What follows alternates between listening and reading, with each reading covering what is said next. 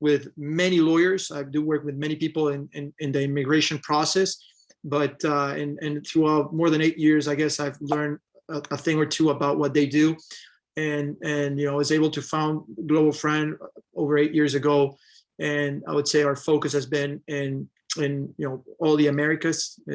We have some European clients, some Chinese clients, but most of our clients have come traditionally from the Americas.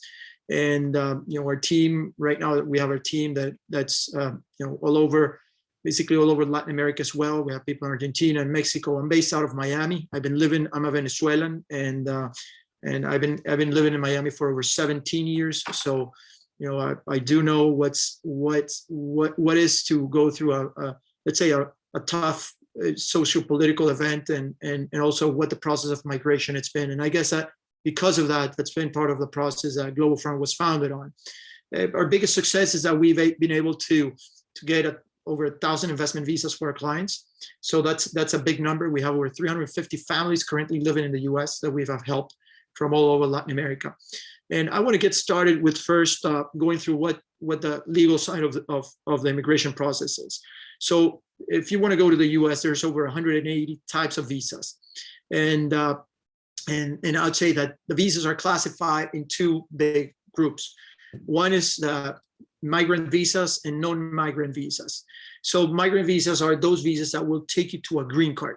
The non-migrant visas are the ones that will give you a temporary status in the US, but eventually it will require for you to get back to your place of origin. So you know, a very simple example, it's going to be the tourist visa, which will let you be in the States, you know, usually it's up to 6 months on a calendar year. And it won't let you work in the US. It won't let you, you know, your kids study in the US, but, you know, it'll give you a temporary status. Being said that, there's many other types of temporary visas that have different other characteristics that can be useful in an immigration process. Also, depending on the visa, what we've seen is that you have, let's say, a success rate of admission for specific visas that's much higher than others. So let's go to a simple one. We have the diversity visa, which is a lottery visa. You know, over 23 million people will apply to lottery visas in the US, and they only give out 50,000 of those, right? So if we think about that, the success rate is a very small one. So we've been able, because our clients, they look for us and they say, you know, I don't want myself to go through, let's say, a very random process. I want to have a high rate of success. And we've determined and seen that there's, let's say, that the investment visas are the ones with the highest success, with over 95% of success rates for those applications. So what we did is that we studied those investment visas and we created products around those investment visas. And let's talk about those investment visas. There's two types of investment visas, the EB5 and the E2 visas. And you know, I'm going to put that the EB5 is a migrant visa and the E2 is a non-migrant visa. So can everyone apply for the EB5? Yes. Can everyone apply for the E2? No. So the E2 it's a visa that's a treaty done by Congress, by the Congress of the US, with Congresses of different other countries. So not every country will be able to apply for an E2 visa. In Latin America specifically, we have that, for example, countries that do have a treaty with the US are Mexico, Colombia, Argentina, Chile, and then some small others ones. But but countries such as Venezuela do not have E2 treaty visas. Brazil do not have E2 treaty visas.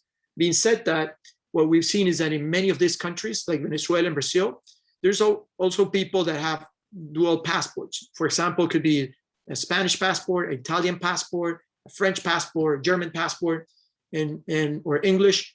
And those countries do have E2 treaty agreements for E2 visas. So even though people living in Venezuela or in Brazil with an Italian passport could apply for an E2 visas. Okay, so let's also let me keep. Okay, what's the investment minimum right now for EB5s is $900,000. That was raised from $500,000 a year and a half ago. Now it's been raised to 900,000, and E2 doesn't specify. It doesn't say it's got to be the minimum of this. What we've seen across the region is that the acceptable minimum amount is going to start in around $180,000. I mean, and what I'm saying is not the law. There's people that applied with 150, but we've seen as borderline with what is accepted or what the authorities are looking for in terms of how they evaluate the projects. So what are certain conditions? So in the EB5, you must create, the project, whatever project is under the EB5 visa, you must create 10 jobs. Under the E2, you need to be owner of at least 50% of a business. So if you have, let's say, if you have a $3 million apartment or you have $2 million on Google stock, that won't let you get an E2 visa. But if you have $180,000 and 50% ownership on a business, it will get you to an E2 visa. So the E2 visa is for you to create jobs, create business, create activity, commercial activity that will eventually create taxes and jobs in the US. Do I need to live in the US under this visa? The EB5, yes. The EB5 will take you to a green card, and it will eventually ask, your goal is to live in the US. The E2, interestingly, not necessarily. You can have an E2 and still live in Argentina, or you can have an E2 and live in the US. So either way doesn't make you obligatory to be either way. Do I need to work on the day-to-day job? Not necessarily on either ways. And we can get into more details of that later. What type of businesses? So in the EB5 is going to be investment opportunities or projects approved by the United States, USCIS.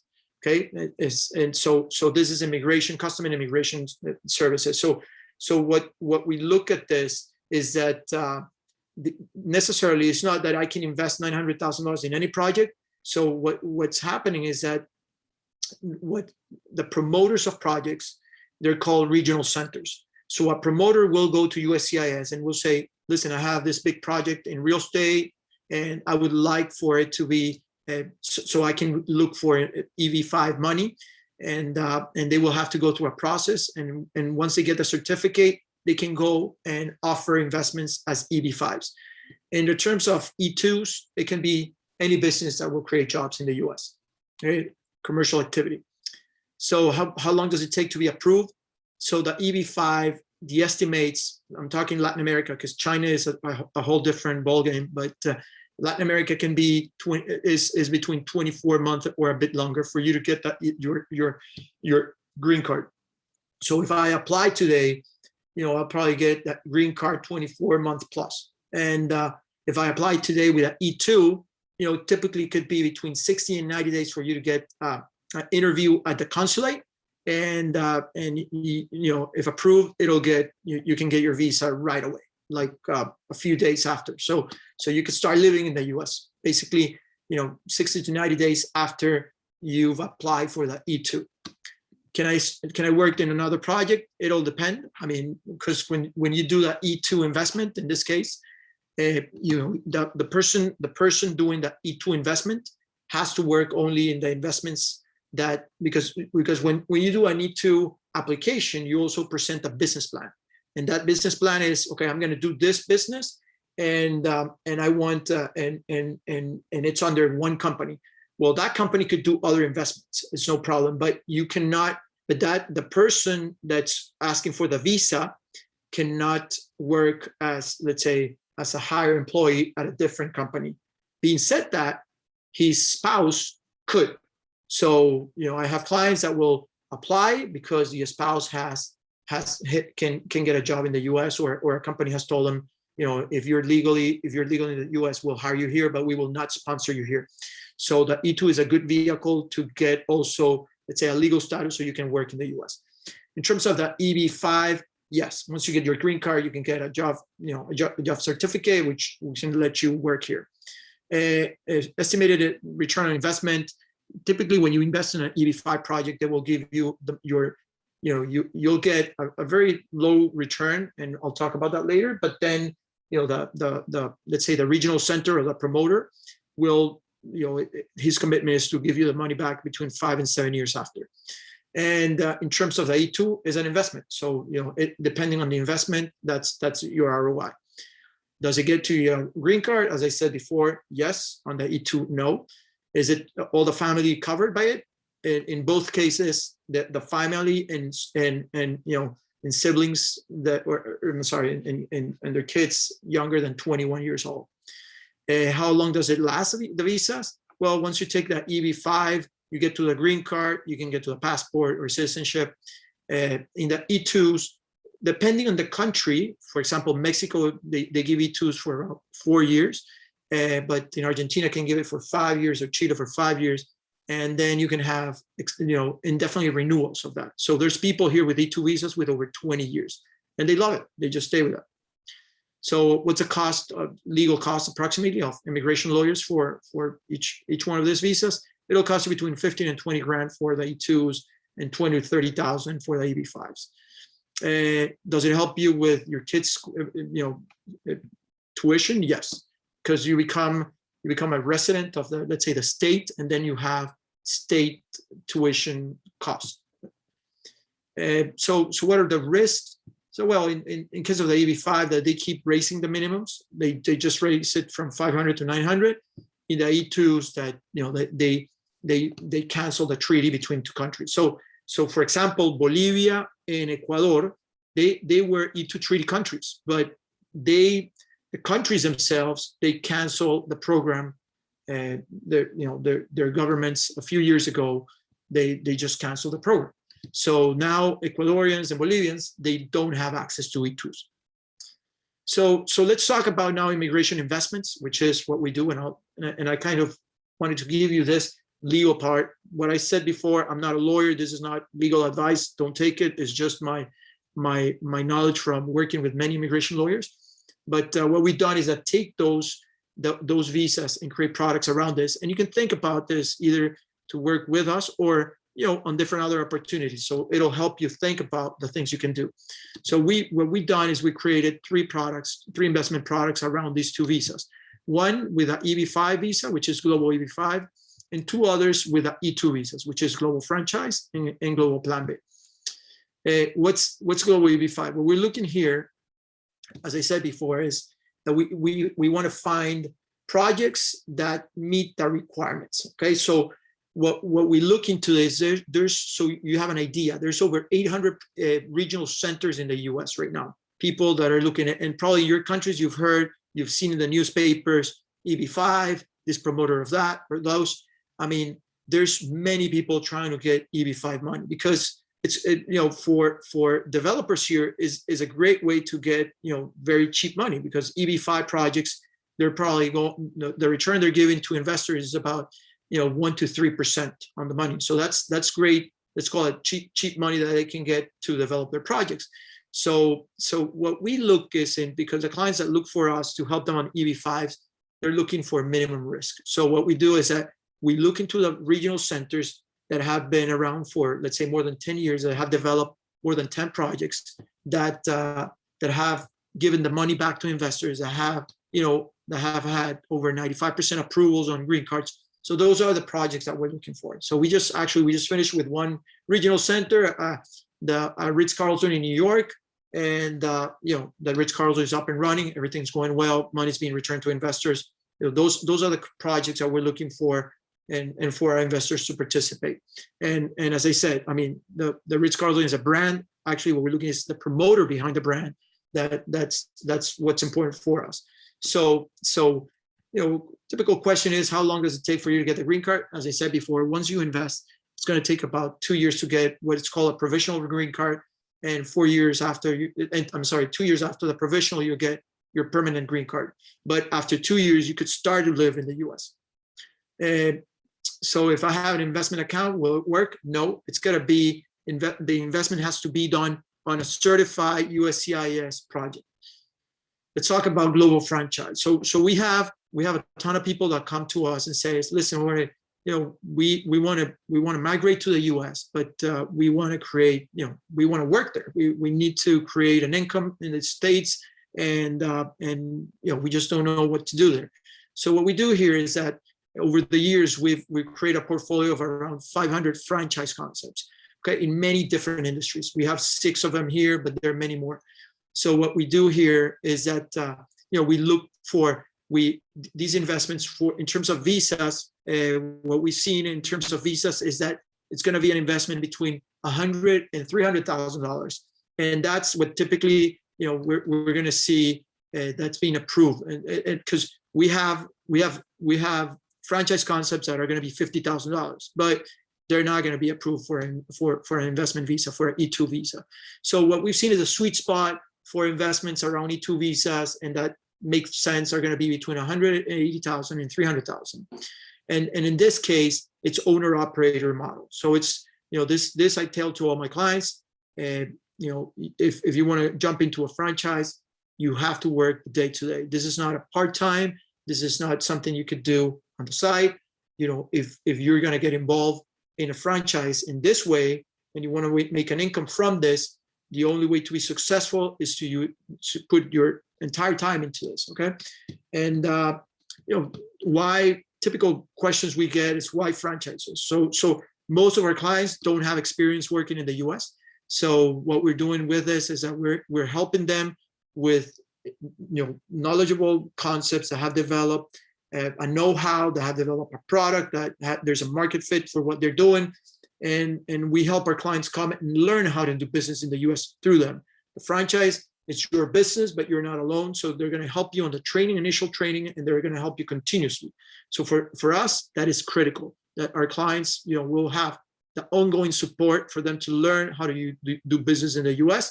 And as I said, in some countries, I have to, like the US is a service economy.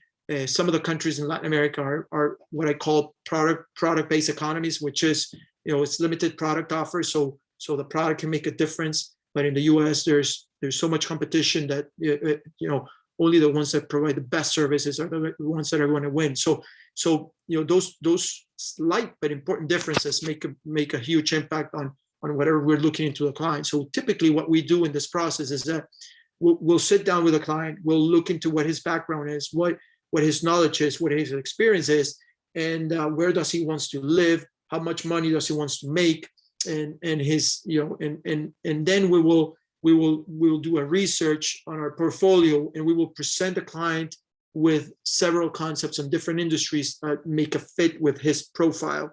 And from that point, we will introduce him to the concepts. We will have direct contact with those concepts, and then we will evaluate the legal side of this. We will validate we will help the clients validate with existing franchisees. We want them to speak with at least 5 other franchisees so they know what they're getting involved with. We will ask them to fly to the headquarters of the franchisors, and this could be a process that could take over 3 months. And just at the end of the process is that where they will decide when to invest. During that process, we will also integrate with immigration lawyers so they can have the full picture of what their process is.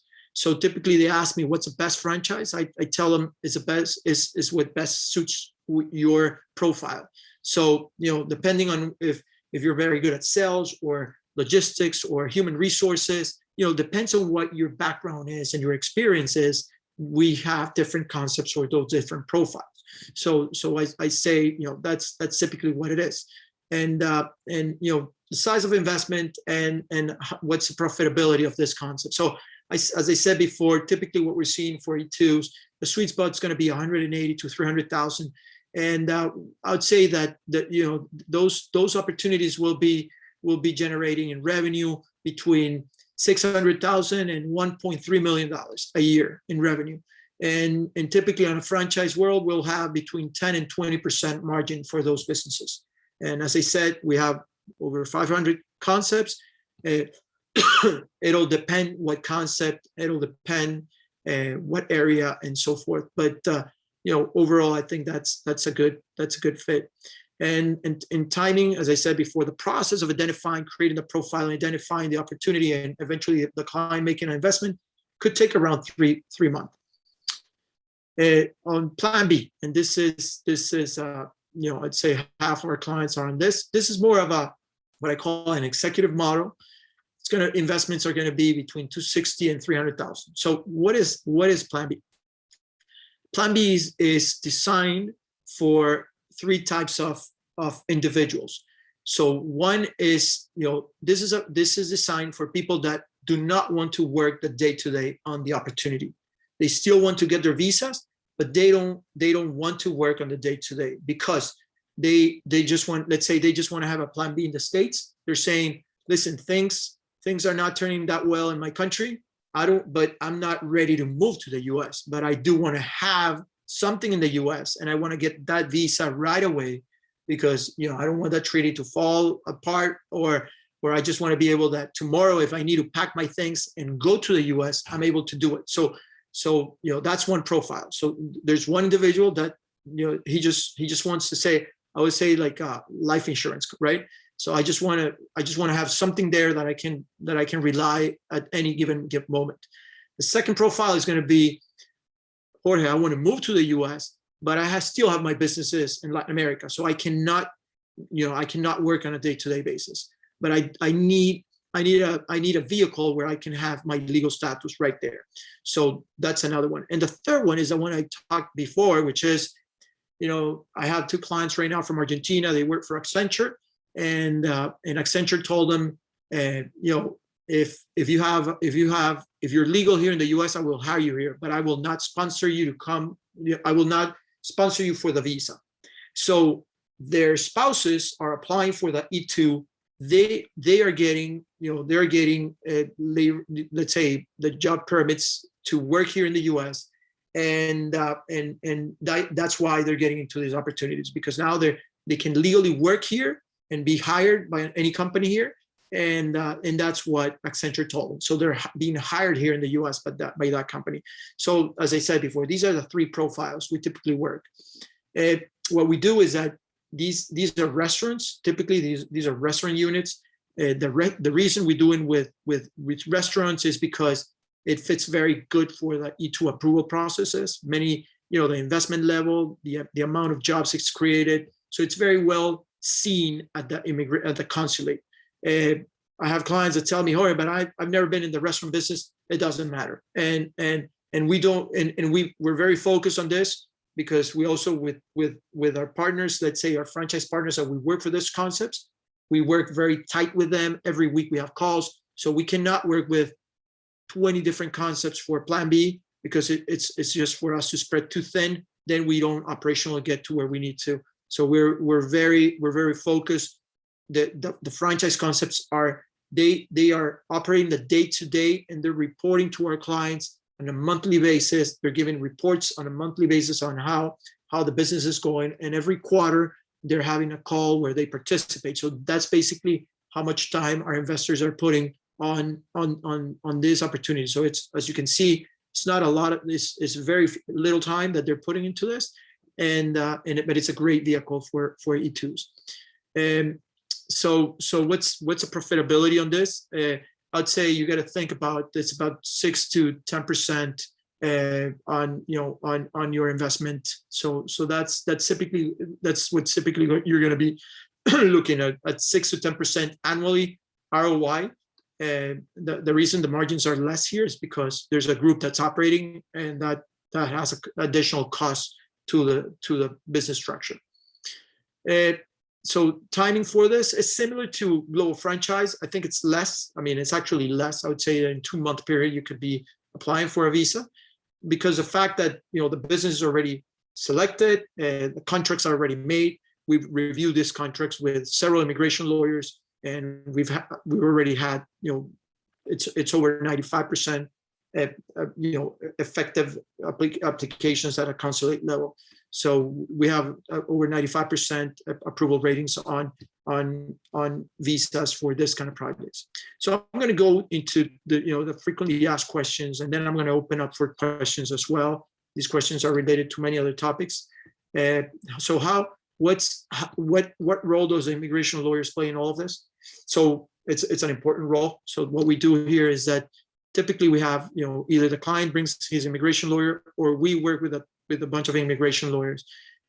And what we do is that depending on what country the clients are coming from, we have different lawyers that I think that that we know that they know better those markets. So if you're coming from Argentina, I would work with a few immigration lawyers that know very well how the consulate there works.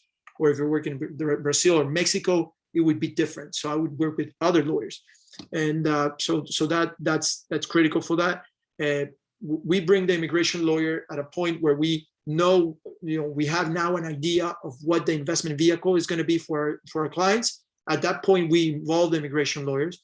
The immigration lawyers, it's a requirement that they will give a green light for the project, and they will review the documents from an immigration legal standpoint and say this is good. We have constant contact with those partners as well, and with the client. So this is something that we all work together towards this. So what's the probability of success? I would say for E2s and EB5s, you're looking at over 95%.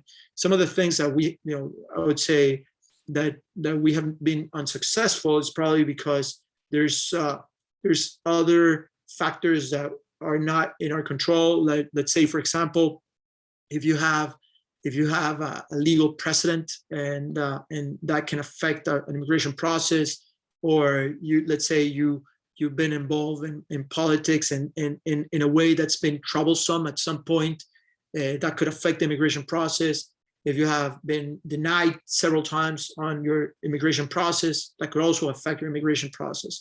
But other than that, if we structure it well and the lawyer structure it well, you should have no problem. Can I get a green card if I go through an E2 process? And the answer is yes, but not direct. So you could come in with an E2 and then do what's a change of status, and you could change to a different type of visa, and then that other type of visa is going to be a migrant visa. I can take you to a green card. But those processes will require some strategies and will require more time. So when the clients, they just want to come here and say, okay, I want to be there, I want to get this visa, the sooner the better. We start with a E2, and then they jump to a different visa. Actually, we've had clients that have done the E2 and the EB5 at the same time, because they do want to get the EB5, but they want to move early. So the EB5 will not let you move early. You have to wait around 2 years. So they come in with a E2. Once they get the EB5, they sell their E2 investment. So as long as you have the E2, you need to keep the investment. The moment you don't need the E2, you don't need the investment. But it's not like let me make the investment, I get the E2. Now that I got the E2, I sell the investment. No, as long as you get your E2, as you have the E2, you have to keep the investment in place. Can I still live in my country with A2? Yes, and that's what I was talking a little bit before. So how much time do I get the E2 or the EB5? That, as I said before, once you apply for the EB5, it'll take about 2 years for you to get that, and on the E2s, you typically get an interview around 60 to 90 days once you apply, and at that point, it's almost immediate that they will give you that. So if I don't have a passport that can qualify to I need to, what options do I have? Well, that's typically, that has happened for us before in Brazil and Venezuela. And so in those countries, many of the citizens will have dual passports. So we would look into see if they have other passports. Otherwise, we would need to see other legal strategies. If they have businesses, and how can we leverage their businesses? It'll take more time. There's other types of visas, not as high in the effective rate, but they still have a chance to it, like the visa, like the L1 visa, or we would need to look into other qualifying opportunities that could come up.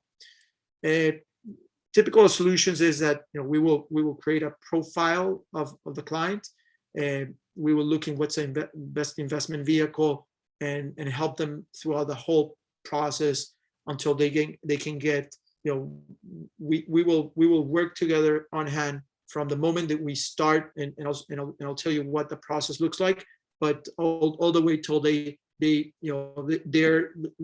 hand them off, and they feel very comfortable now working with whatever franchise it is that they need to work with. And this is how the process looks.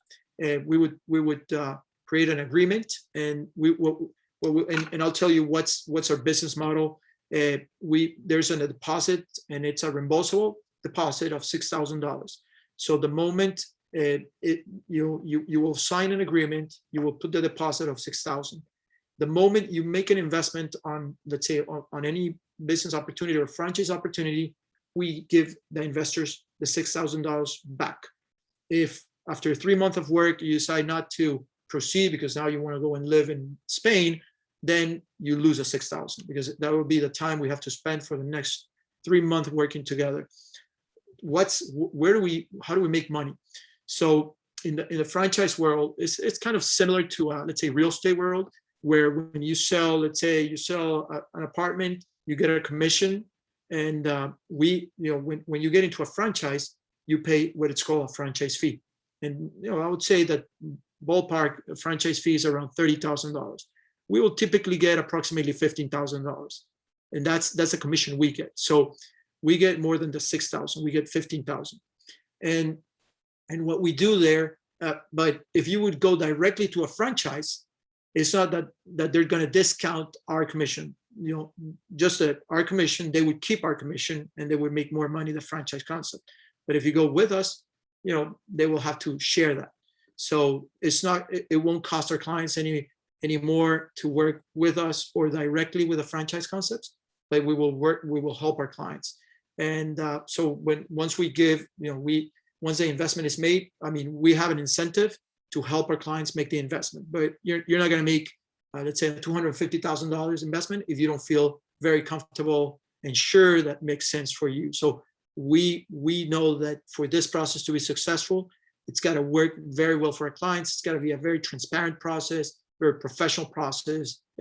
All the numbers and everything needs to be very well revised. And that's why I would say we're 95% of the people that eventually do an agreement with us will end up making an investment because it makes sense for them. And I'm happy to share with anyone here. They can go to Global Friend, and there's a link there which is eventos, and you'll see testimonials, clients that have worked with us and share their experience in their process, and they're living here and they're doing very well. So once we sign that, we will create that profile, and then we will present opportunities that make sense.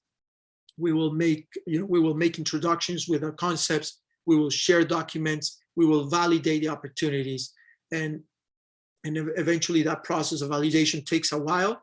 And then we will, the documents will be signed, investment will be made, and that you can make the application visa. So I want to stop it here. If anyone wants to have a one-to-one conversation, you can go just to jorgepartidas.com, and that will be access to my agenda. You can book a time with me. I'm happy to discuss further details on specific cases.